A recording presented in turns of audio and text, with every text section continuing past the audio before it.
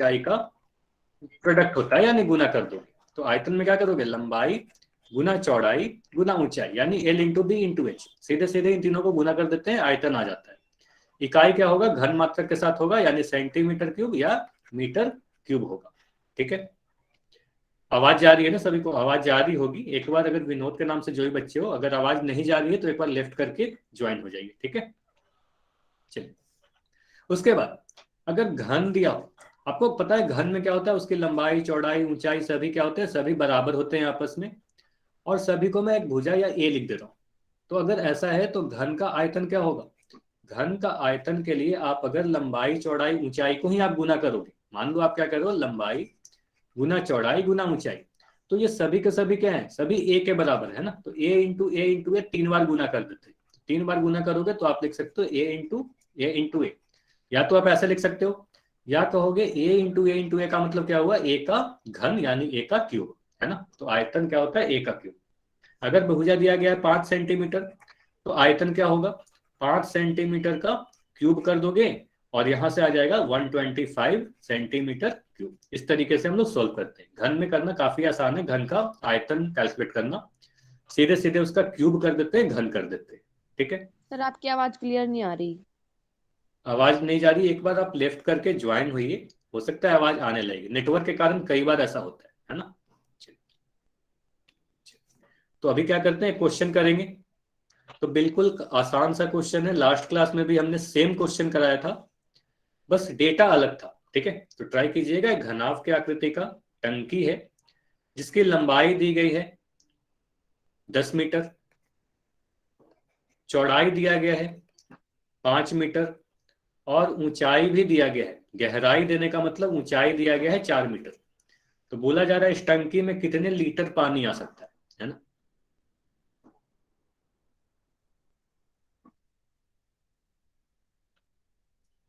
चलिए, पोल सेक्शन में आंसर करना है आपको। देखिए इस टंकी में कितना पानी आ सकता है। देखिए आप जब आयतन निकालिएगा टंकी का, तो वो मीटर क्यूब में आएगा, है ना। घनाभ के आकार का टंकी है, अब मीटर क्यूब को आपको लीटर में कन्वर्ट करना होगा, और आपको कन्वर्जन सिखाया भी गया था, और अभी दिया भी गया है क्वेश्चन पेपर में कि 1 मीटर क्यूब में 1000 लीटर होते हैं, है ना। तो देखिए आपका क्या आंसर आ रहा है। सबसे पहले तो आप आयतन कैलकुलेट करोगे, वो मीटर क्यूब में आएगा, फिर मीटर क्यूब को आपको लीटर में बदलना होगा, तब जाकर सही आंसर आएगा।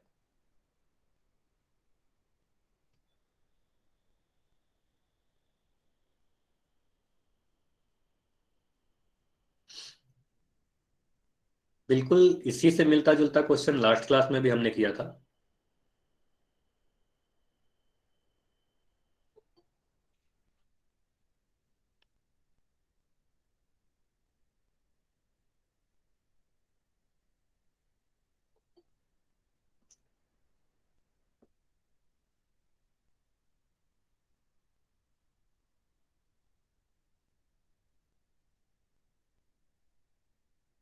आ रही। अभी सोल्व करना है आपको, ठीक है। अभी सभी लोग सोल्व करें। अगर पानी की टंकी की लंबाई चौड़ाई ऊंचाई दिया गया है, बोला गया है कि टंकी जो है घनाभ के आकार का है, यानी क्यूबॉइड के आकार का है, तो इसमें कितने लीटर पानी आ सकता है। पहले क्या करोगे, टंकी का आयतन निकालोगे, वॉल्यूम निकालोगे।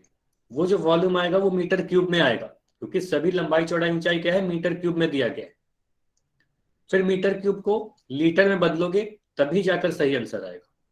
मीटर क्यूब को लीटर में भी बदलना होगा। सर स्क्रीन नहीं आ रही यहाँ पे तो। अच्छा, स्क्रीन दिख रही है, जहां तक मैं चेक कर रहा हूँ स्क्रीन मेरी दिख रही है। एक बार लेफ्ट करके ज्वाइन हुई, फिर से स्क्रीन दिखेगी, ठीक है।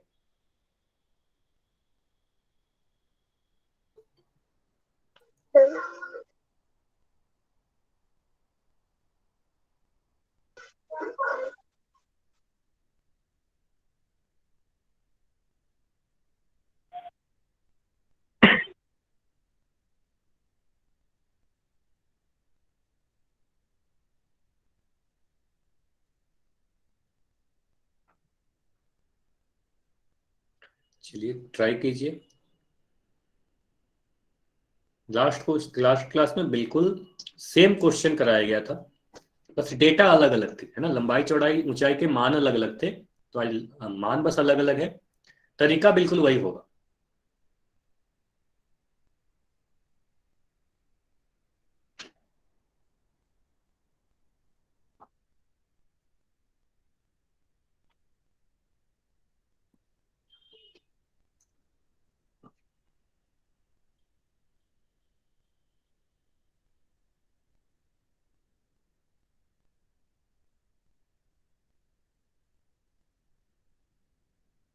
अभी भी काफी लोगों के आंसर नहीं आए हैं।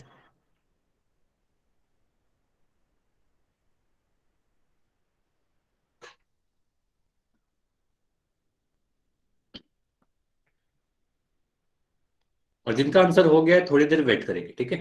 काफी लोगों ने आंसर दे दिया है, थोड़ी देर और वेट कर लो, 20 सेकंड और रुकते हैं, ठीक है।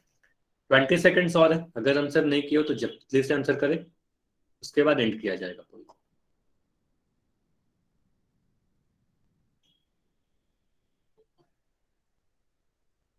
15 सेकंड और, ठीक है। लास्ट 15 सेकंड से आपके पास।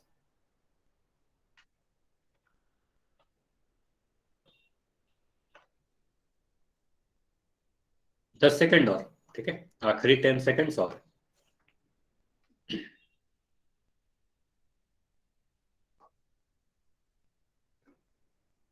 5 सेकंड, ठीक है। 5, 4, 3, 2, 1। सर स्क्रीन नहीं आ रही। स्क्रीन जारी है, कई बार आपको बोला गया है, कभी भी अगर ऐसा हो तो एक बार लेफ्ट कीजिएगा और ज्वाइन करना है आपको, ठीक है। जल्दी से लेफ्ट कीजिए और ज्वाइन हो जाइए, ठीक है। सर मैंने 2 स्क्रीन बार दिखे। लेफ्ट हो गई। सर मैं 2 बार लेफ्ट हो गई फिर भी नहीं आ रही। अच्छा, नेटवर्क का इशू हो सकता है, सभी को स्क्रीन जा रही है। चलिए मैं चैट सेक्शन ऑन कर रहा हूँ, सभी से बोल रहा हूँ, अच्छा बताइए किसको किसको जा रही है। स्क्रीन दिख रही है तो वाई लिख के बताइए, है ना। स्क्रीन सभी को दिख रही है ना। एक दो बच्चों को जिसको भी नहीं दिख रही है, नेटवर्क का इशू होता है कई बार, तो एक बार लेफ्ट करके ज्वाइन हो जाना है, ठीक है। ट्राई करते रहिए, हो सकता है आपको स्क्रीन दिखने लगी, नेटवर्क सही होगा तो स्क्रीन दिखने लगेगा, ठीक है। चलिए आगे बढ़ते हैं। चलिए अब इसको समझते हैं, ठीक है। तो सबसे पहले यहाँ पर क्या बोला गया है, घनाभ के आकार का टंकी है, मतलब क्यूबॉइड के शेप की है, तो लंबाई चौड़ाई और ऊंचाई हमें पता होना चाहिए। क्वेश्चन में दिया भी गया है, लंबाई दिया गया 10 मीटर, तो मैं लिख रहा हूँ एल बराबर 10 मीटर। चौड़ाई दिया गया 5 मीटर, तो मैं लिख रहा हूँ बी बराबर 5 मीटर, ठीक है। यहाँ पर ऊंचाई की जगह पर गहराई लिखा गया, और कई क्वेश्चन में हमने किया कि जहां भी गहराई है वो उसको मैं ऊंचाई लिख दे रहा हूँ, ठीक है। तो गहराई ही ऊंचाई होती है, इसलिए एच बराबर 4 मीटर दिया, ठीक है। अब क्या कर रहे हैं, इस घनाभ के आकार का जो टंकी है ना, घनाभाकार जो टंकी है, इसका आपको आयतन कैलकुलेट करना होगा। कितने पानी आ सकती है, इसके लिए आप क्या करोगे, इसका आयतन कैलकुलेट करोगे, और आयतन होगा लंबाई गुना चौड़ाई गुना ऊंचाई, L into B into H. अब एल की जगह पर आप रखोगे 10 मीटर, है ना।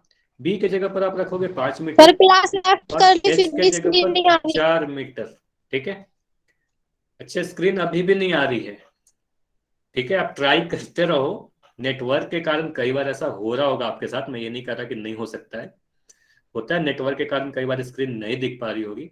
तो आप ट्राई करो एक दो बार, हो सकता है स्क्रीन दिखने लगी, जैसे ही आपका नेटवर्क सही होगा स्क्रीन दिखने लगी, ठीक है, क्योंकि सभी को दिख रही है। और माइक आप बंद रखो, ठीक है, चैट सेक्शन में लिख दीजिए। Yes sir.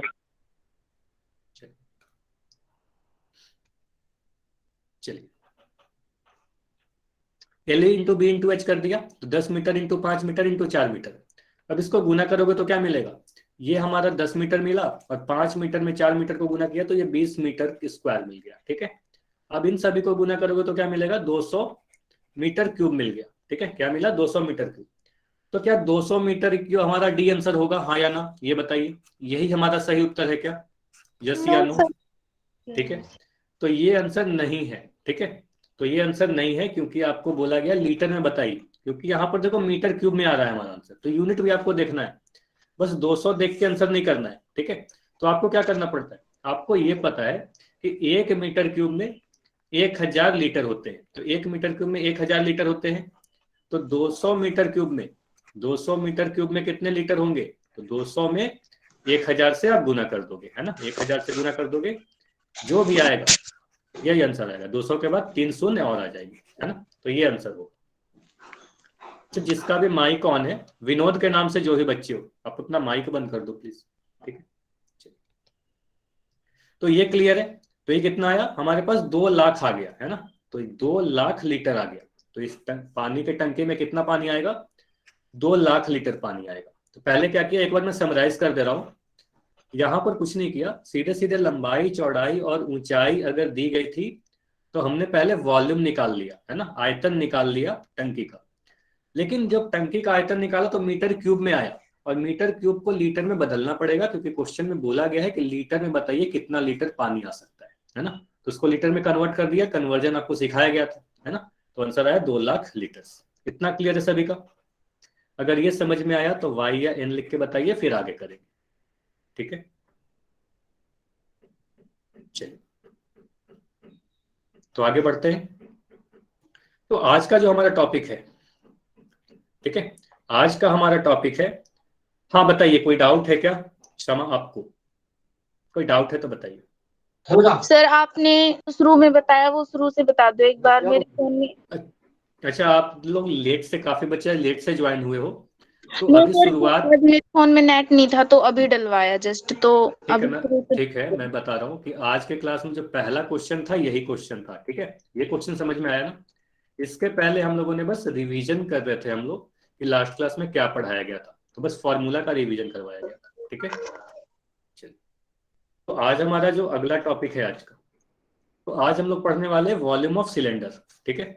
बेलन का आयतन के बारे में हम लोग पढ़ेंगे। अब जब भी आयतन आ रहा है ना, तो कई बार आपको बताया जा चुका है, कोई भी आकृति, चाहे वो बेलन हो, घनाभ हो, घन हो, आगे जाके आप शंकु पढ़ोगे, है ना, आगे जाके आप गोला पढ़ोगे, अर्धगोला पढ़ोगे, चाहे वो कोई भी ठोस आकृति हो, कोई भी 3D शेप हो, जितना भी स्थान वो घेरती है उसी स्थान के मेजरमेंट को ही उसका आयतन कहेंगे, चाहे वो कोई भी आकृति हो, ठीक है। तो उसी तरीके से बेलन के लिए क्या कहेंगे, बेलन क्या है, एक 3D आकृति है ना, 3D शेप है, ठोस आकृति है, क्योंकि ये हवा में कुछ स्थान घेरती है, सॉलिड फिगर है, ठीक है। अब हवा में स्थान घेरती है तो जितना भी स्थान घेरेगी उसी के मेजरमेंट को क्या कहेंगे, उसका आयतन कहेंगे, ठीक है। ये तो क्लियर है सभी को? आयतन कई बार आपको बताया जा चुका है किसी भी आकृति का। अब एक क्वेश्चन मैं आपसे पूछ रहा हूं, चैट सेक्शन में वाई या एन लिख के आंसर बताइएगा। बेलन का ये जो आधार है, नीचे वाला भाग, ठीक है, ये नीचे वाला भाग आप देखें, जिसे मैं ब्लू कलर से रंग रहा हूं, ठीक है। अब ये जो ऊपर वाला भाग है, क्या ये दोनों बिल्कुल एक जैसा है या नहीं, हाँ या ना, बस इतना बताइए। ये दोनों बिल्कुल एक जैसा है क्या, बिल्कुल सेम है, हाँ या ना? तो आप बोलोगे हाँ सर, बेलन का जो आधार होता है, आपको पहले ये भी बताया गया था कि इसमें 2 आधार होते हैं। किसी बेलन में कितने आधार होते हैं, 2 आधार होते हैं, और ये दोनों ही आधार क्या होते हैं, बिल्कुल एक जैसे होते हैं, बिल्कुल सेम होते हैं, ठीक है, बिल्कुल समान होंगे, ठीक है।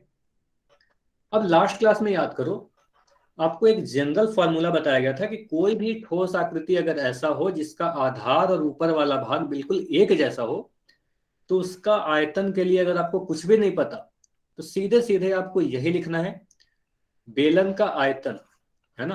बेलन का आयतन के लिए फॉर्मूला तो आपको पता है, फॉर्मूला क्या होगा, वो निकल जाएगा, है ना। वो फॉर्मूला आया कहां से, वो फॉर्मूला आया कहां से, वो समझने की कोशिश करो।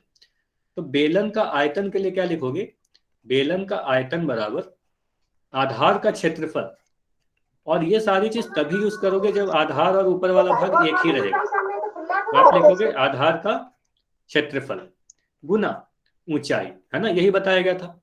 कोई भी आकृति अगर जिसका आधार और ऊपर वाला भाग बिल्कुल एक जैसा है तो उसका आयतन होता है आधार का क्षेत्रफल गुना ऊंचाई, ये बताया गया था लास्ट क्लास, ठीक है, आधार का क्षेत्रफल गुना ऊंचाई।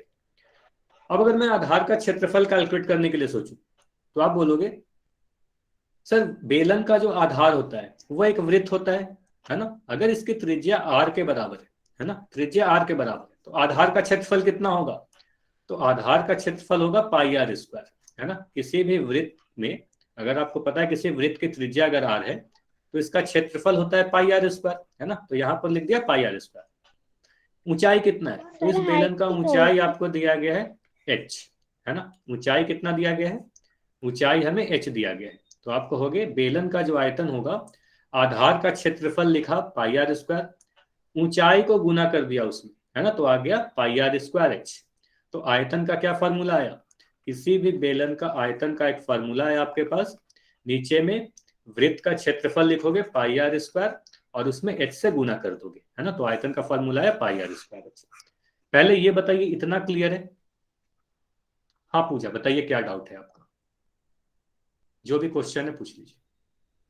सर जी मेरा ये डाउट है कि पाई आर स्क्वायर मीन्स आर, जो आर स्क्वायर है वहां पे हम डी भी तो लिख सकते हैं ना।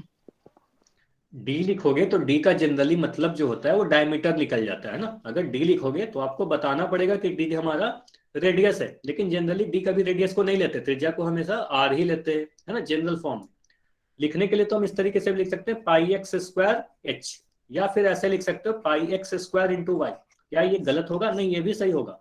लेकिन अब आपको बताना पड़ेगा कि एक्स क्या है, हमारा त्रिज्या है, वाई क्या है, हमारा ऊंचाई है ना। तो जनरली रेडियस को आर से, एच को ऊंचाई से लिखते हैं। तो अगर आप इस तरीके से लिख दोगे पाई आर स्क्वायर एच, तो यहां से कोई भी समझ जाएगा कि आर त्रिज्या है, एच ऊंचाई है। ठीक है, लिखने के लिए आप वेरिएबल कुछ भी लिख सकते हो। ठीक है, तो आप लिखते हैं पाई आर स्क्वायर एच, आर का मान क्या है, त्रिज्या है, एच हमारा ऊंचाई है। ठीक है, चलिए तो यहां से सर फॉर्मूला, हाँ बताइए। एक डाउट था सर, आपने कहा कि इस बेलन के दो आधार हैं, पर आपने फॉर्मूला लिया pi r square, 2 pi r square क्यों नहीं? सिर्फ एक आधार, अब देखो ये वाले आधार को, चलो इसको मैं ये सारी चीजों को मिटा रहा हूं।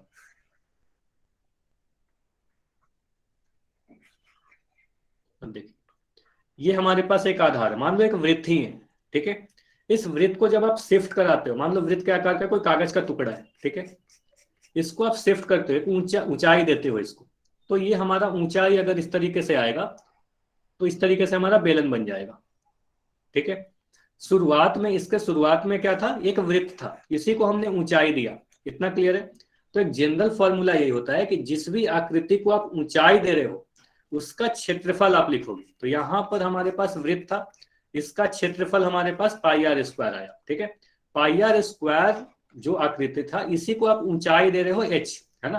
तो हमारा जो जनरल फॉर्म था, ये आगे भी क्लासेस में आप पढ़ोगे कि जो भी आकृति है बेसिक सा पाई आर स्क्वायर, इसको आप ऊंचाई दे रहे हो तो पाई आर स्क्वायर एच हमारे पास आ गया आयतन, है ना। तो आधार का क्षेत्रफल शुरुआत में एक आधार था, इसी को ऊंचाई दिया पाई आर स्क्वायर एच, है ना। इतना क्लियर है? अब देखिए इसी तरीके से आपको घन में भी, घनाभ को सोचो, है ना। अगर मैं घनाभ बना दूं, ठीक है, पिछले क्लासेस में आपको घनाभ पढ़ाया गया था, देखिए इस तरीके से सोचने की कोशिश कीजिए। घनाभ में भी आपको ये बताया गया ना, ये नीचे वाला क्या है, आधार है, ऊपर वाला भाग इसे भी आधार कह सकते हैं कि ऊपरी भाग कह सकते हैं, छत और फर्श करें। तो यहां पर क्या किया, एल इंटू बी किया, ये आधार का क्षेत्रफल ले लिया, एल इंटू बी किया, और इसी को ऊंचाई एच दे दिया। तो L into B into H क्या हुआ, हमारे पास आयतन का फॉर्मूला आ गया। तो बिल्कुल यही कंसेप्ट यहां भी लग रहा है, आधार का क्षेत्रफल पाई आर स्क्वायर इंटू एच कर दिया, है ना। तो इसमें भी ऊपर नीचे दो चीज सेम थी, इसमें भी ऊपर नीचे दोनों सेम थी। इतना क्लियर है? Yes sir. ठीक है, तो पाई आर स्क्वायर इंटू एच करेंगे। ठीक है, एक आधार का क्षेत्रफल गुना ऊंचाई करेंगे। अच्छा, हो सकता है अगर स्क्रीन नहीं दिख रही होगी, थोड़ा देर फिर से वेट करना है आपको।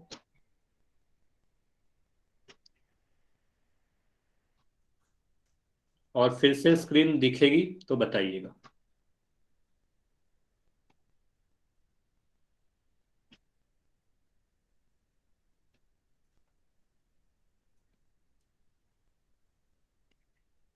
चलिए अब स्क्रीन दिखेगी तो बताइएगा। स्क्रीन दिख रही है आप सभी को? Yes sir. चलो ठीक। तो जो भी अभी तक पढ़ाया गया वही चीज यहाँ पर लिखा गया और कुछ नहीं है। बेलन का आयतन क्या होता है, उसके बेलन का आधार का क्षेत्रफल गुना ऊंचाई। तो कोई भी एक आधार लेना है, यहाँ पर पाई आर स्क्वायर ले लिया और पाई आर स्क्वायर में एच से गुना कर दिया, पाई आर स्क्वायर एच हमारे पास आ गया क्षेत्रफल का, सॉरी आयतन का फॉर्मूला। अब एक चीज आपको यह ध्यान देना है कि यहाँ पर घन मात्रक क्यों लिखा गया है, क्यूबिक यूनिट क्यों लिखा गया है। तो आपको पता है किसी भी चीज का अगर आप आयतन कैलकुलेट करोगे, वॉल्यूम कैलकुलेट करोगे, तो मान लो अगर आ रहा है 100 आंसर, तो आप 100 सेंटीमीटर क्यूब लिखते हो अगर सभी चीज सेंटीमीटर में दी गई, या फिर लिखते हो 100 मीटर क्यूब, मतलब घन मात्रक के साथ ही लिखते हैं। एक जनरल चीज हमें पता है किसी भी चीज का आयतन जो है घन मात्रक के साथ होंगे लिखेंगे, तो बेलन का आयतन भी घन मात्रक के साथ लिखेंगे, है ना, सेंटीमीटर क्यूब, मीटर क्यूब इत्यादि। चलिए, तो अभी एक क्वेश्चन मैं आपसे पूछ रहा हूं। अगर हमारे पास एक बेलन है, ठीक है, अगर हमारे पास एक बेलन है जिसकी त्रिज्या हमें दी गई है 5 सेंटीमीटर, ठीक है, ऊंचाई हमें अगर दिया गया है, ऊंचाई दिया गया है 14 सेंटीमीटर, तो बताइए इसका आयतन कितना होगा? आयतन बताइए, चैट सेक्शन में ही आंसर करना, चैट सेक्शन में आंसर करिए। इस बेलनाकार बर्तन या बेलन का आयतन कितना होगा? फॉर्मूला आपको पता है, फॉर्मूला आप सभी को पता है, फॉर्मूला होता है पाई आर स्क्वायर एच, है ना। तो बेलन के आधार का क्षेत्रफल में ऊंचाई से गुना कर दिया, वॉल्यूम का फॉर्मूला है पाई आर स्क्वायर एच। तो एक आंसर हमारे पास आया है चैट सेक्शन में 1100 सेंटीमीटर क्यूब, ठीक है। एक आंसर आ रहा है 70, लेकिन आपने इकाई नहीं लिखा तो मैं सेंटीमीटर क्यूब लिख रहा हूँ, मान के चल रहे हैं आपने सेंटीमीटर क्यूब में बोला। तो एक आंसर आया है सेंटीमीटर, 70 सेंटीमीटर क्यूब। सभी लोग सॉल्व करके आंसर दीजिए।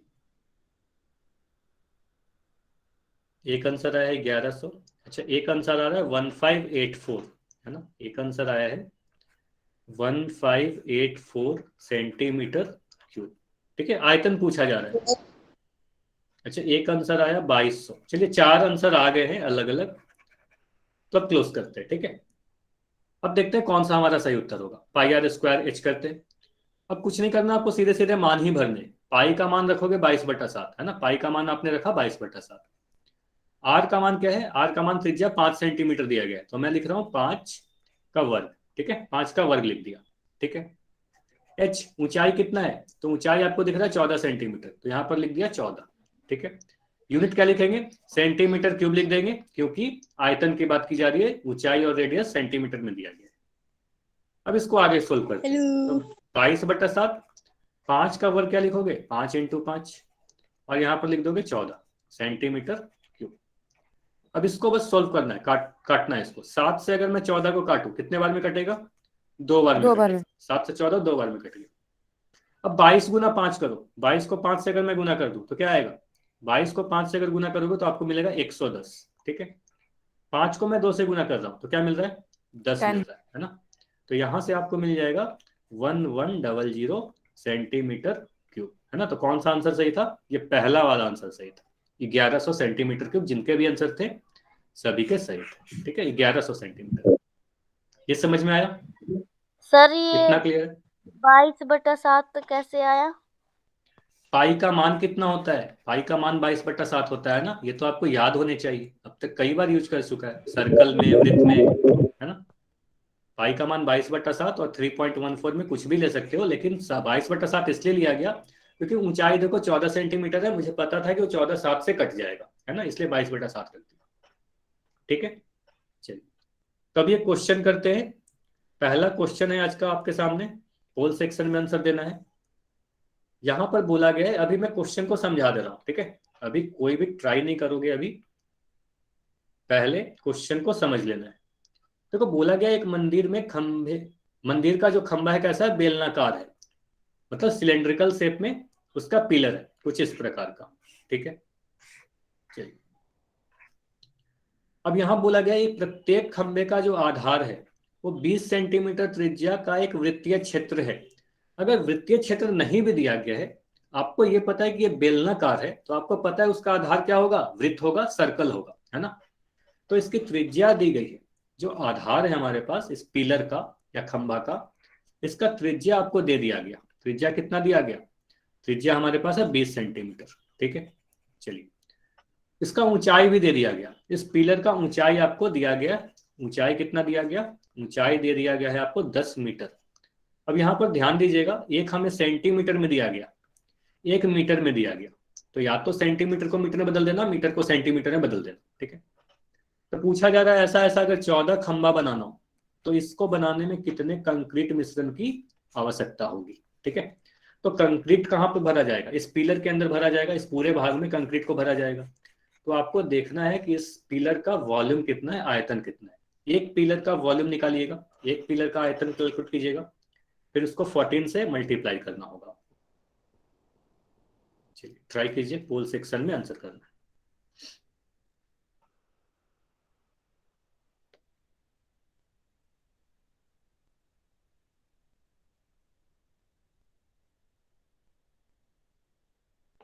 इस पे काफी चीजें आपको ध्यान रखनी है। त्रिज्या सेंटीमीटर में दिया गया है, ऊंचाई मीटर में दिया गया है, ठीक है।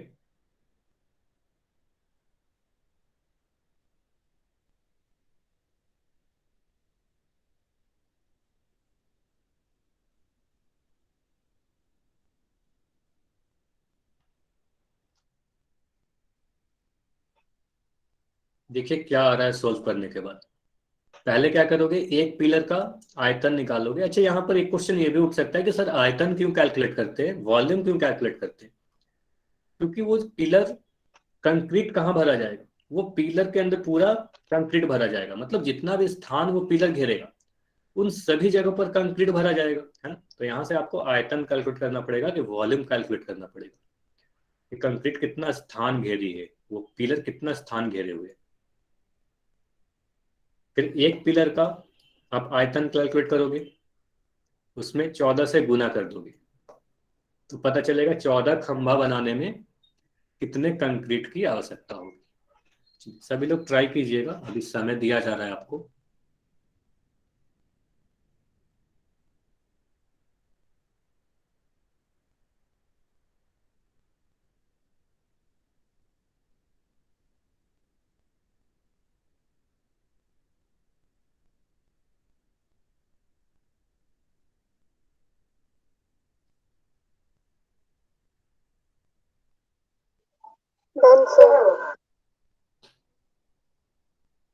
ठीक है, जिनका आंसर हो जाएगा बस वेट करना है।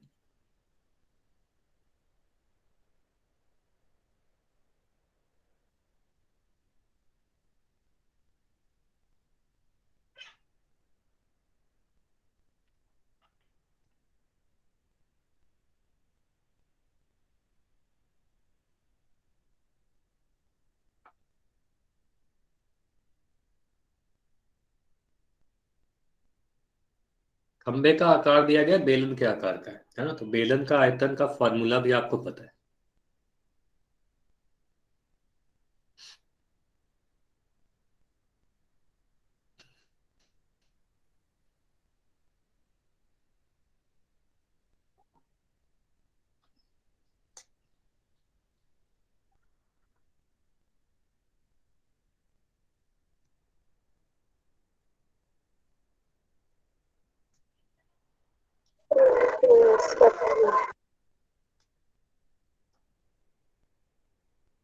काफी लोगों के आंसर आ गए, वेरी गुड। और काफी अलग अलग आंसर आ रहे हैं, कुछ लोगों का ए भी आ रहा है, कुछ का बी, कुछ का सी, कुछ का डी, है ना। ध्यान से देखिए कौन सा आपका आंसर होगा।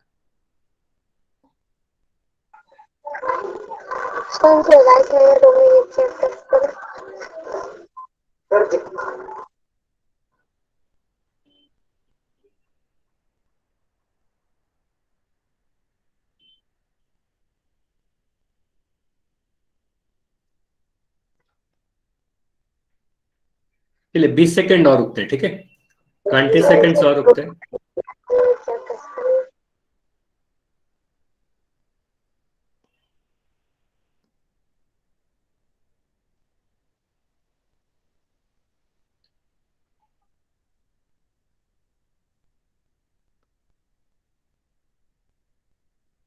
पंद्रह सेकेंड और, ठीक है, 15 सेकेंड्स और रुकेगी, फिर इसको डिस्कस करेंगे।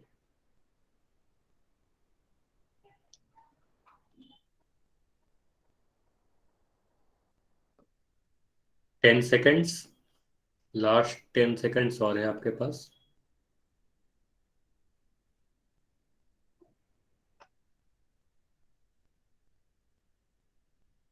5 सेकेंड, ठीक है, आखिरी 5 सेकेंड और है। 5, 4, 3, 2, 1। चलिए अब मैं पोल को एंड कर दे रहा हूं। चलिए ध्यान से समझना इस क्वेश्चन को, काफी इंपॉर्टेंट सा क्वेश्चन है ना। तो इस क्वेश्चन को करने के लिए इस क्वेश्चन को मैं एक पेज पे लिख रहा हूँ, ठीक है। अब ध्यान से समझना है।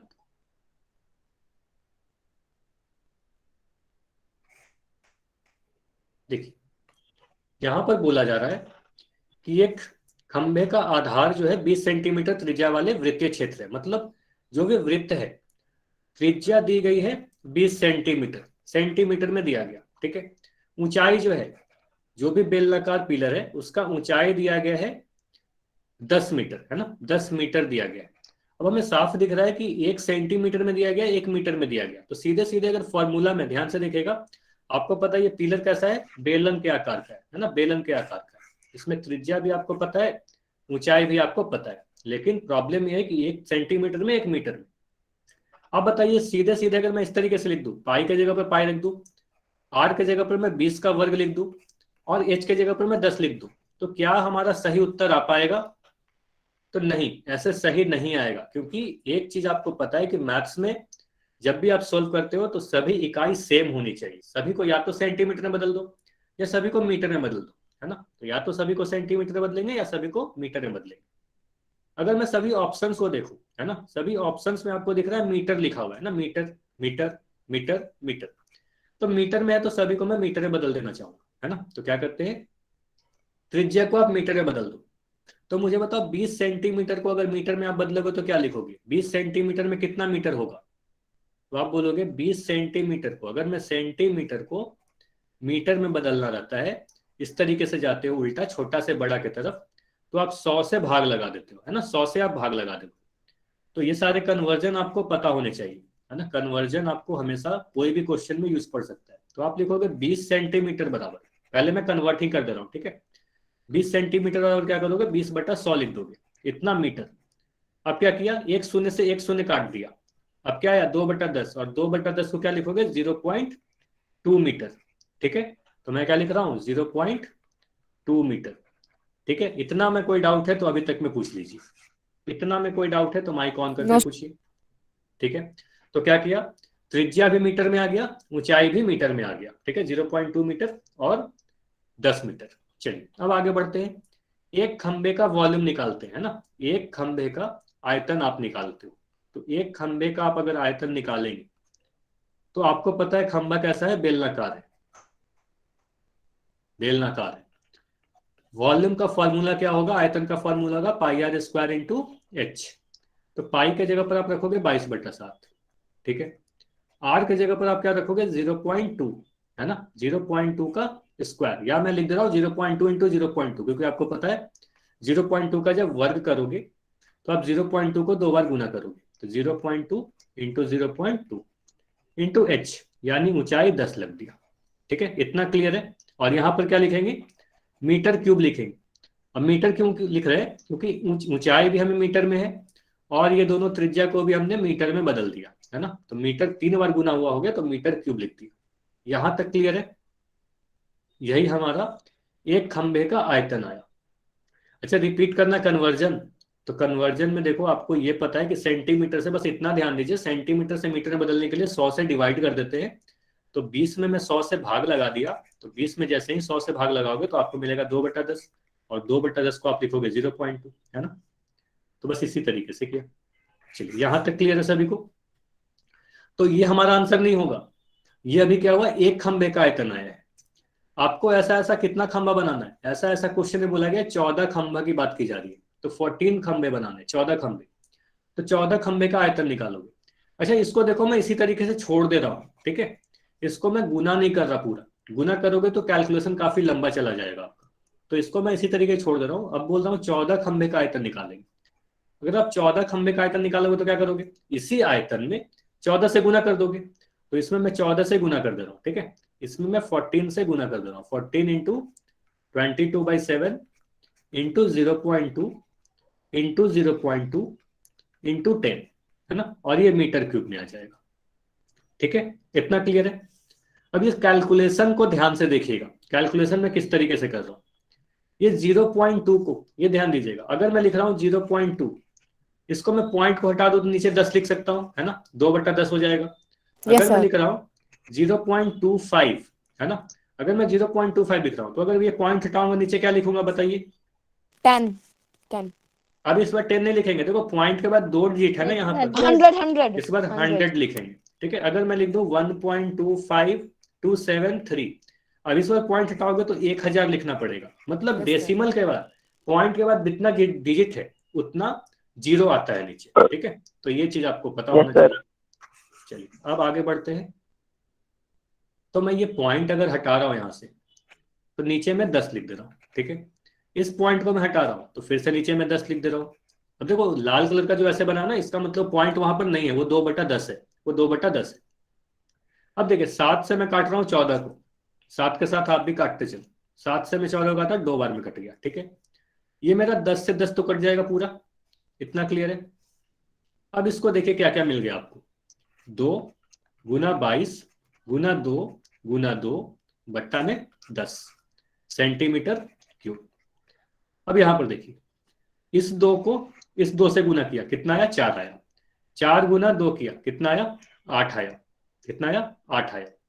अब यहां मिला 8 गुना 22, 8 गुना 22 बट्टा 10 मीटर क्यूब, है ना। अब 8 गुना 22 करोगे तो आपको मिलेगा 176। हाँ वेरी गुड, 176 मीटर क्यूब। और 176 बाई 10 मीटर क्यूब को क्या लिखेंगे बताइए?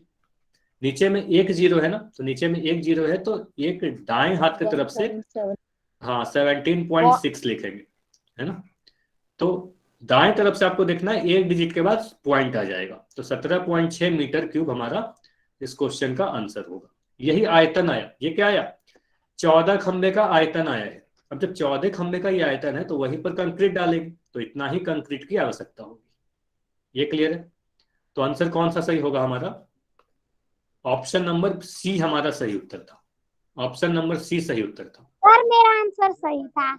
ठीक है, वेरी गुड, काफी लोगों के आंसर सही थे। इतना क्लियर है ना? एक बार मैं समराइज कर दे रहा हूं। क्या किया?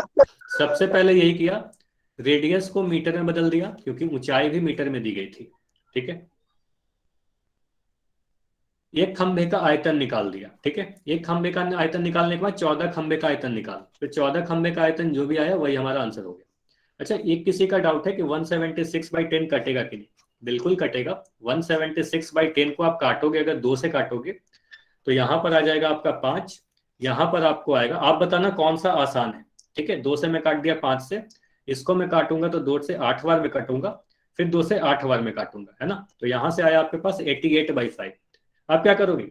फिर से 5 को 88 से डिवाइड करोगे, फिर आपको वही आएगा 17.6 ही आएगा, है ना। तो यहाँ पर आपको काफी ज्यादा काम करना पड़ेगा।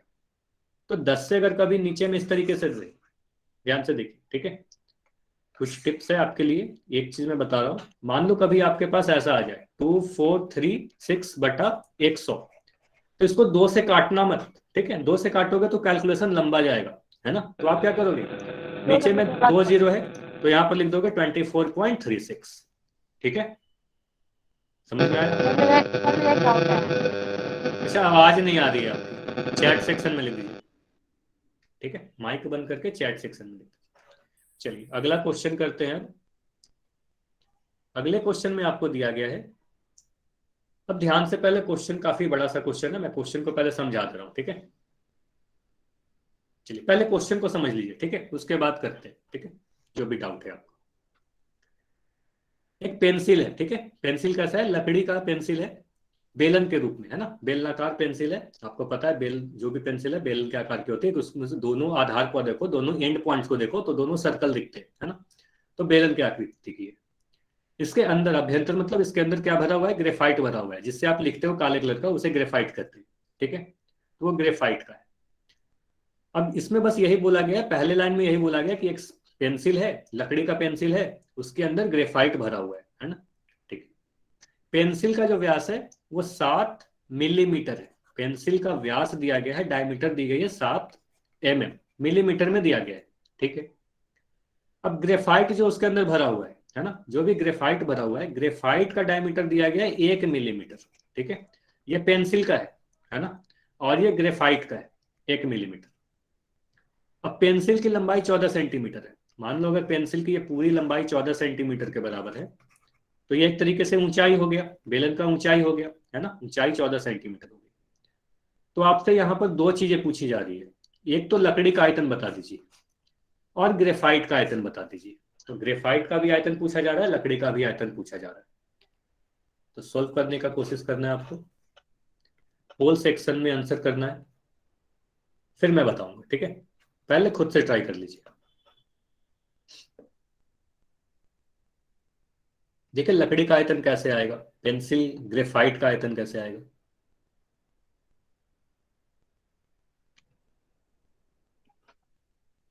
तो ये कुछ हिंट मैं दे रहा हूं इस क्वेश्चन को करने के लिए, ठीक है? सबसे पहले आपको क्या करना है, इस तरीके से इमेजिन करना है। मान लो अगर इस तरीके, ये जो बीच में मैं काले कलर का बना रहा हूं, अगर ये ग्रेफाइट है, मान लो पेंसिल को इस तरीके से मैं दिखा रहा हूं, अगर इस तरीके का, तो ये बीच वाला जो भाग होगा यही ग्रेफाइट होगा और ये बेलनाकार भी होगा, है ना?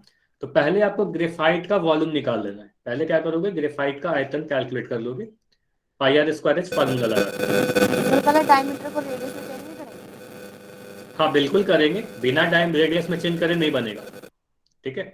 पहले डायमीटर को रेडियस में कन्वर्ट ही करेंगे, क्योंकि रेडियस चाहिए आपको ना। तो रेडियस निकालना तो काफी आसान है, अगर डायमीटर दिया गया है, व्यास दिया गया है, तो रेडियस निकाल लो। तो पहले क्या करेंगे, इस ग्रेफाइट का वॉल्यूम निकाल लेंगे, ठीक है? उसके बाद लकड़ी का आयतन कैसे निकलेगा, लकड़ी का आयतन, लकड़ी देखो बस इस वाले भाग में लकड़ी है, जो लाल कलर का मैं बना रहा हूँ, लकड़ी सिर्फ इस वाले भाग में। तो पहले इस पूरे पेंसिल का आयतन निकाल लोगे, उसमें ग्रेफाइट का वॉल्यूम को माइनस कर दोगे, सब्ट्रैक्ट कर दोगे, तो लकड़ी का आयतन आ जाएगा, ठीक है? ये हिंट था एक तरीके से, ट्राई कीजिए, फिर मैं बताऊंगा तो समझ में आ ही जाएगा, ठीक है? पहले खुद से ट्राई करना। सर पर इसमें ग्रेफाइट की लंबाई तो दी, अच्छा दी है, सॉरी सर। ध्यान से सोचो, यहाँ पर सारी चीज दी गई है।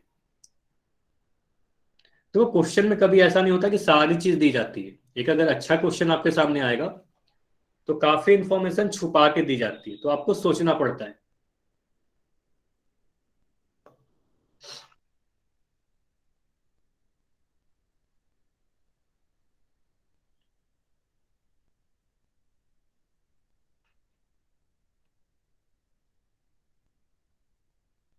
क्या होगा?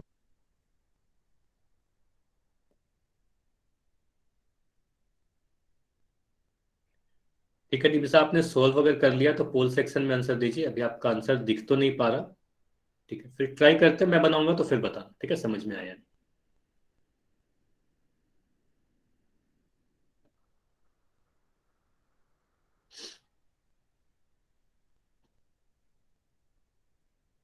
आराम से सॉल्व करना है, बिल्कुल आपको समय दिया जा रहा है इस क्वेश्चन में, ट्राई कीजिए।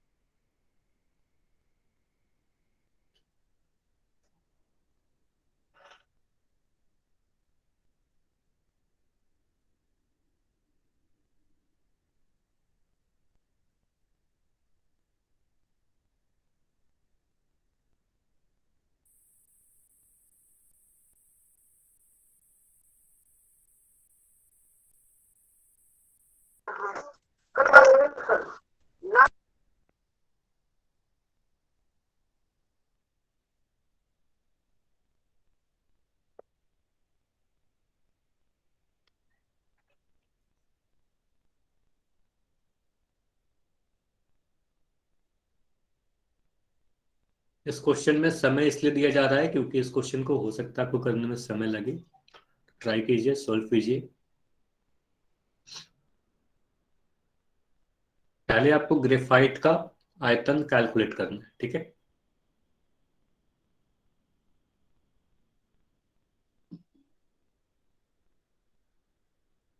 सर पहले ग्रेफाइट का करना है, फिर पहले कैसे? ग्रेफाइट का आयतन निकल जाएगा अगर, उसके बाद हाँ। पूरे पेंसिल का आयतन निकालोगे, है ना? पूरे पेंसिल का वॉल्यूम निकालोगे। अब जो पूरा हाँ। पेंसिल का वॉल्यूम होगा वो लकड़ी का आयतन नहीं होगा, क्योंकि लकड़ी पूरी लकड़ी की नहीं बनी हुई है, बीच में ग्रेफाइट भी डाला गया है। तो पूरे पेंसिल में ग्रेफाइट का जो वॉल्यूम है वो घटाना पड़ेगा, माइनस करना पड़ेगा, तब लकड़ी का आयतन आ जाएगा। क्योंकि इस पेंसिल में दो चीज है, लकड़ी भी है और ग्रेफाइट भी है।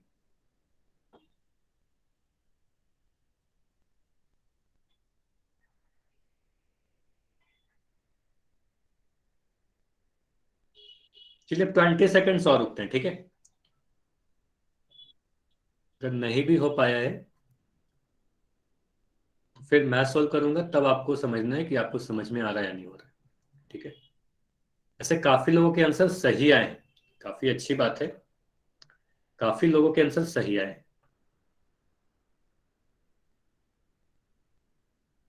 15 सेकंड्स और रुकेंगे, ठीक है, आखिरी 15 सेकंड और।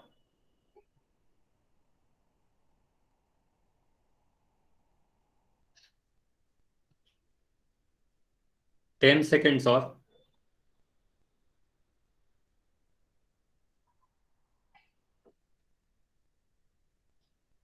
5 सेकंड, ठीक है, 5 4 3 2 1। चलिए अब मैं पोल को एंड कर दे रहा हूं।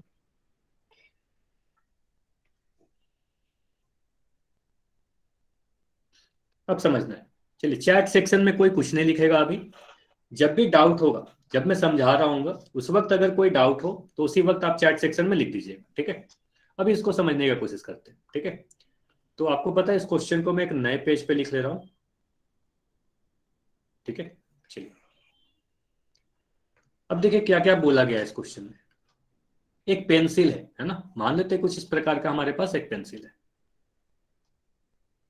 इसमें काफी सारे कंसेप्ट है, ध्यान से देखते जाइएगा, है ना। अब इसके अंदर क्या भरा हुआ है, ग्रेफाइट भरा हुआ है।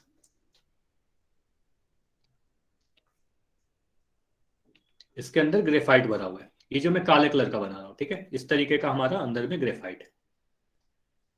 अब ये पेंसिल भी बेलनाकार है और ये जो ग्रेफाइट है यह भी बेलनाकार है। इतना क्लियर है सभी को? पेंसिल भी बेलनाकार है और ये ग्रेफाइट भी बेलनाकार है, ठीक है। इतना समझ में आया? क्योंकि दोनों बेलन की आकृति की होगी, ठीक है। अब क्या करेंगे, सबसे पहले मैं ग्रेफाइट का आयतन निकालने की कोशिश कर रहा हूं, ठीक है। सबसे पहले मैं ग्रेफाइट का आयतन निकालूंगा। तो ग्रेफाइट का आयतन निकालने के लिए आपको क्या चाहिए, आप लिखोगे ग्रेफाइट की त्रिज्या क्या है। तो क्योंकि पाई आर स्क्वायर होता है ना, तो त्रिज्या चाहिए और ऊंचाई चाहिए। तो त्रिज्या नहीं दिया गया है, क्वेश्चन में दिया गया है ग्रेफाइट का व्यास 1 मिलीमीटर है। तो मैं लिख दे रहा हूं, है ना, मैं लिख रहा हूं ग्रेफाइट, साथ के साथ आप लोग भी नोट करते चलिए या लास्ट में स्क्रीनशॉट ले लेना। तो ग्रेफाइट का व्यास कितना है, तो ग्रेफाइट का व्यास दिया गया है 1 मिलीमीटर, है ना। तो 1 मिलीमीटर लिखा गया, मैं लिख दे रहा हूं 1 mm, ठीक है। अब मैं कह रहा हूं त्रिज्या कितना होगा, तो त्रिज्या क्या होगा, रेडियस जो होगा ग्रेफाइट का, जिसे मैं r लिख रहा हूं, ये है 1/2 mm, ठीक है। 1/2 mm लिख दिया। 0.5 भी लिख सकते हो, ठीक है। मैं 1/2 ही लिख कर छोड़ दे रहा हूं, ठीक है। 1/2 ही लिख रहे हैं। अगर आप लोग 0.5 भी लिखे हो तो बिल्कुल सही है, गलत नहीं है, ठीक है, ये भी सही है, ठीक है। मैं कितना लिख रहा हूँ जी, 1/2 ही लिख के छोड़ दे रहा हूँ, 1/2 mm, ठीक है, मिलीमीटर। अब मैं अगर ग्रेफाइट का आयतन निकालने की कोशिश करूं, क्योंकि ग्रेफाइट का आयतन पूछा जा रहा है क्वेश्चन में, तो ग्रेफाइट का आयतन कितना होगा, ग्रेफाइट का आयतन आप अगर कैलकुलेट करोगे तो कितना आएगा आयतन, आप बोलोगे सर पाई r स्क्वायर h, क्योंकि ये बेलन है। अब पाई का मान तो आप रख दोगे 22/7, इसमें कोई दिक्कत नहीं होगा। रेडियस की जगह पर आप 1/2 लिखोगे तो लिखोगे 1/2 इंटू 1/2, ठीक है। ऊंचाई कहीं दिया गया है क्या क्वेश्चन में, ग्रेफाइट का ऊंचाई क्या होगा, तो आप कह सकते हो ना, जो पेंसिल की लंबाई है वही ग्रेफाइट की भी लंबाई होगी, क्योंकि ग्रेफाइट जो है पेंसिल के अंदर भरा हुआ है। तो जितना भी ग्रेफाइट का लंबाई है वो पेंसिल की भी लंबाई है। तो अगर पेंसिल 14 सेंटीमीटर लंबी है ना, 14 सेंटीमीटर लंबी है, तो ग्रेफाइट भी 14 सेंटीमीटर लंबी होगी, वही ऊंचाई हो जाएगा। अब मैं क्या यहाँ पर 14 सीधे सीधे लिख दूं क्या, 14 लिखना सही होगा, नहीं 14 नहीं लिख सकते, क्योंकि ये सेंटीमीटर में दिया गया है ना। तो सेंटीमीटर को मिलीमीटर में कन्वर्ट करना पड़ेगा, ठीक है। तो आप बोलोगे 14 सेंटीमीटर में कितने मिलीमीटर होते हैं, क्योंकि देखो त्रिज्या को मिलीमीटर में लिया जा रहा है, तो ऊंचाई भी मिलीमीटर में चाहिए आपको, है ना। 14 सेंटीमीटर में कितने मिलीमीटर होंगे ये बताइए। आप 10 से गुना कर दोगे, है ना, 14 गुना 10 यानी 140 मिलीमीटर हो जाएंगे। इतना क्लियर है? तो आप लिखोगे 140 मिलीमीटर। अब इकाई क्या डालोगे? आप बोलोगे सर त्रिज्या भी मिलीमीटर में हमने लिया, ये भी त्रिज्या मिलीमीटर में है, ये ऊंचाई भी मिलीमीटर में है, तो यहां पर मैं लिखूंगा मिलीमीटर क्यूब, है ना, मिलीमीटर क्यूब लिखे। इतना क्लियर है सभी को? इतना क्लियर है? एक एक स्टेप पे आपसे यही पूछा जा रहा है, जहां पर डाउट हो वहीं पर आप बता दीजिए। ठीक है, चलिए अब आगे बढ़ते हैं। ठीक है, इसको आप सोल्व करोगे तो क्या मिलेगा आपको? मैं क्या कर रहा हूं, 7 से काट रहा हूं। ठीक है, 7 या 2 से काट दो। 2 से काटोगे तो कितने बार में कटेगा? ये 70 बार में कट जाएगा ना। 2 से काटोगे 70 बार में कटेगा। ठीक है, ये 7 से मैं काटूंगा 70 को तो कितने बार में कटेगा? ये 10 बार में कट जाएगा। ठीक है, ये 2 से अगर मैं काटू 22 को तो कितने बार में कटेगा? 11 बार में कटेगा।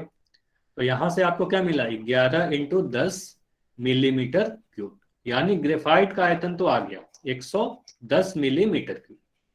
इतना सही है? ग्रेफाइट का आयतन तो आ गया 110 मिलीमीटर क्यूब। अब मैं ऑप्शन को टिक करने के लिए जाता हूं, देखता हूं कौन सा आंसर सही है। अब यहां पर कहीं भी मिलीमीटर क्यूब में नहीं दे रखा है ना। 110 मिलीमीटर क्यूब कहीं नहीं दे रखा है, सभी सेंटीमीटर क्यूब में है ना। तो यहां से ये तो पता चल रहा है कि ये वाला हमें मिलीमीटर क्यूब से सेंटीमीटर क्यूब में बदलना पड़ेगा, है ना। तो मैं बदल रहा हूं। ठीक है, 110 मिलीमीटर क्यूब को सेंटीमीटर क्यूब में बदलने के लिए कितने से डिवाइड करोगे? आप बताओ कितने से डिवाइड करोगे? ये बताइए। 10 से डिवाइड करेंगे क्या? नहीं, 10 से नहीं डिवाइड करेंगे। ठीक है, 10 से नहीं डिवाइड करेंगे, 100 से भी नहीं डिवाइड करेंगे। देखिए आपको ये पता है, हाँ बिल्कुल 1000 से करेंगे। एक बार मैं रिवाइज भी करवा दे रहा हूं। ठीक है, सेंटीमीटर, सॉरी सेंटीमीटर की बात, हाँ सेंटीमीटर है ना, सेंटीमीटर और मिलीमीटर। तो मिलीमीटर आपका छोटा इकाई है, सेंटीमीटर बड़ा इकाई है, लेकिन ये होता है लंबाई के लिए। तो मिलीमीटर को अगर सेंटीमीटर में बदलते हो तो आपको 10 से भाग देना होता है। ठीक है, लेकिन अगर मिलीमीटर क्यूब से सेंटीमीटर क्यूब आपको बदलना हो तो ये सारे कन्वर्जन आपको इसलिए पढ़ाए गए थे, है ना। तो 1000 से आप भाग लगाते थे, तो आप 1000 से भाग लगाओगे। तो मिलीमीटर क्यूब को सेंटीमीटर क्यूब में बदलने के लिए क्या करेंगे? 1000 से भाग लगा देंगे। तो यहां से अगर आप 1000 से भाग लगाओगे तो 110 मिलीमीटर क्यूब को आप क्या लिखोगे? ये बताइए। 110 में 1000 से भाग लगाओगे तो क्या आ रहा है ये बताइए? सेंटीमीटर क्यूब में 1 शून्य तो कट ही जाएगा, है ना। तो 1 शून्य कटेगा तो हमारे पास बचा 11/100। अब नीचे में 2 जीरो है तो 2 अंकों के बाद पॉइंट आएगा, तो यहां से मैं लिख रहा हूं 0.11 मिलीमीटर सेंटीमीटर क्यूब, है ना, 0.11 सेंटीमीटर क्यूब। ये क्लियर है? यहां से ये बताइए, इतना क्लियर है? ग्रेफाइट का आयतन आ गया, ग्रेफाइट का आयतन आ गया 0.11 सेंटीमीटर क्यूब। ठीक है, अब मैं जा रहा हूं आंसर अगर टिक करने। अब देखिए, अब अगर आंसर लगाने जाओगे तो यहां से आपको ये दिखेगा कि ऑप्शन 3 ऑप्शन में 0.11 सेंटीमीटर क्यूब है, यहां भी और सी में नहीं है ना, सी में नहीं है, बी में भी है और डी में भी है। तो ये पता चला कि सी तो हमारा आंसर नहीं हो सकता, ए हो सकता है, बी हो सकता है या डी हो सकता है। इतना क्लियर है? ए, बी या डी, इतना क्लियर है? चलिए अब आगे बढ़ते हैं। ठीक है, अब हम लोग लकड़ी का आयतन निकालने के लिए सोचते हैं कि लकड़ी का आयतन कैसे निकलेगा। ठीक है, तो लकड़ी के आयतन के लिए क्या करोगे? सबसे पहले पूरे पेंसिल का आयतन निकाल लेते हैं, है ना। पूरे पेंसिल का आयतन अगर मैं निकालने के लिए सोचूं तो आप क्या करोगे? यहां पर मैं एक लाइन बना दे रहा हूं। ठीक है, अब मैं लिख रहा हूं पेंसिल का आयतन। ठीक है, पेंसिल का आयतन, ये पूरे पेंसिल की बात की जा रही है, मतलब लकड़ी और ग्रेफाइट मिलाकर। तो पेंसिल का जो आयतन क्या होगा? इसको मैं लिख रहा हूं, यह भी बेलन है तो यह भी πr²h। देखो इस बार मैं कैपिटल आर लिख रहा हूं क्योंकि इसका जो त्रिज्या होगा पिछले वाले त्रिज्या से अलग होगी, है ना, पिछले वाले त्रिज्या से अलग होगी। ग्रेफाइट का त्रिज्या कुछ और था, पेंसिल का त्रिज्या कुछ और होगा। ये बताइए पेंसिल का त्रिज्या कितना होगा? पेंसिल का त्रिज्या कितना होगा? तो पेंसिल का व्यास आपको दिया गया था, पेंसिल का व्यास क्वेश्चन में देखिए, पेंसिल का व्यास दिया गया था 7 mm, है ना, 7 mm। तो पेंसिल का व्यास की त्रिज्या कितनी हो जाएगी? 7/2 mm। इतना क्लियर है? पेंसिल का त्रिज्या कितना आया? 7/2। हाँ 3.5 भी लिख सकते हैं, लेकिन मैं 7/2 ही लिख रहा हूँ ताकि कुछ कुछ कट जाए, है ना। तो मैं लिख रहा हूँ 7/2 गुना 7/2, ठीक है, इतना क्लियर है। और ऊंचाई 140 ही होगा ना, ऊंचाई तो 140 ही होगी, ऊंचाई 140 सेंटीमीटर ही होगी, ये क्लियर है, इतना क्लियर है तो बताइए, है ना। तो 7/2 गुना 140। अब इसको मैं काट के दिखा रहा हूं, ठीक है। इसको अगर आप काटोगे तो क्या होगा, 7 से हमारा 7 कट जाएगा, 7 से 7 कटा, 2 से मैं काट रहा हूं 140 को, कितने बार में कटेगा, 70 बार में कटेगा। फिर से 2 से मैं काट रहा हूं 70 को, तो कितने बार में कटेगा, 35 बार में कटेगा, ठीक है, इतना क्लियर है। सर आपने 2 को किससे काटा एक बार बताना। 2 से मैं एक काटा, बार यहाँ पर एक बार कुछ गड़बड़ हो गया क्या, चलो इसको मैं फिर से मिटा रहा हूँ, शायद कुछ गड़बड़ हो गया था। चलिए पाई को मैं लिख रहा हूँ 22/7, ठीक है। त्रिज्या कितना है हमारे पास, 7/2, है ना, 7/2 गुना 7/2, ठीक है। ऊंचाई कितना है हमारे पास, ऊंचाई 14 सेंटीमीटर है, तो 14 सेंटीमीटर है, तो मिलीमीटर में उसको लिख दिया 140, इतना क्लियर है सभी को। अब देखो मैं काट रहा हूँ, 7 से तो मैं 7 काट दिया, ठीक है। इस 2 को मैं काट रहा हूँ कितने बार में, ये कटेगा 70 बार में, ठीक है।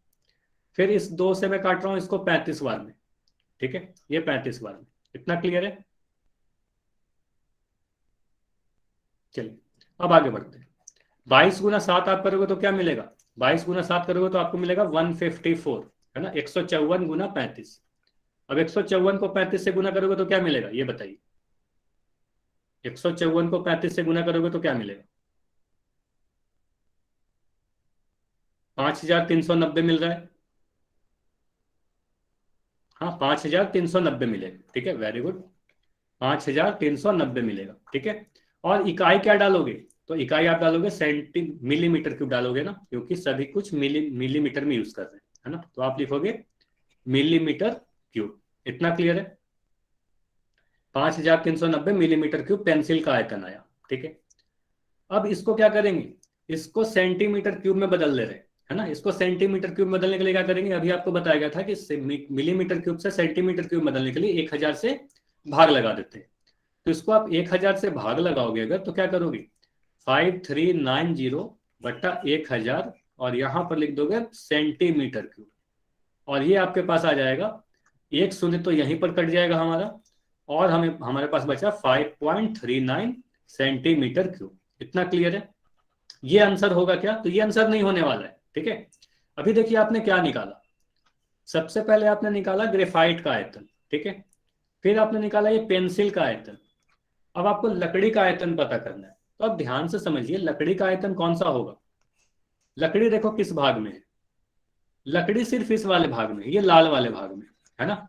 तो हम पेंसिल के आयतन में अगर मैं ग्रेफाइट का आयतन को माइनस कर दूं, काले वाले भाग का आयतन जब माइनस करूंगा तभी तो लकड़ी का आयतन आएगा।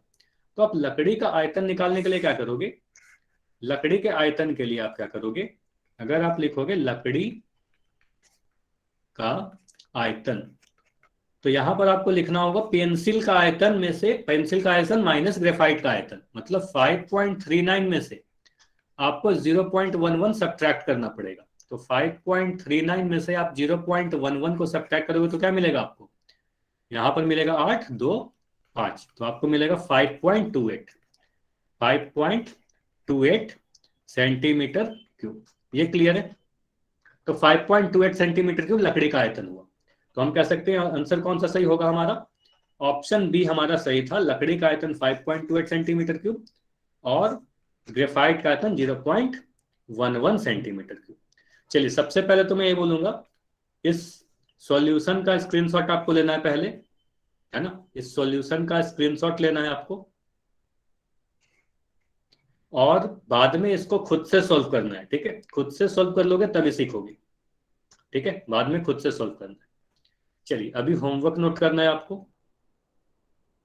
हाँ काफी लोगों के आंसर सही थे, यही तो मैं बोला ना, काफी अच्छी बात है, काफी लोगों के आंसर सही आए थे। तो ये 2 क्वेश्चन आपको कर लेने हैं, आंसर सही था। ठीक है, मैं क्वेश्चन फिर से दिखा दे रहा हूँ, ठीक है।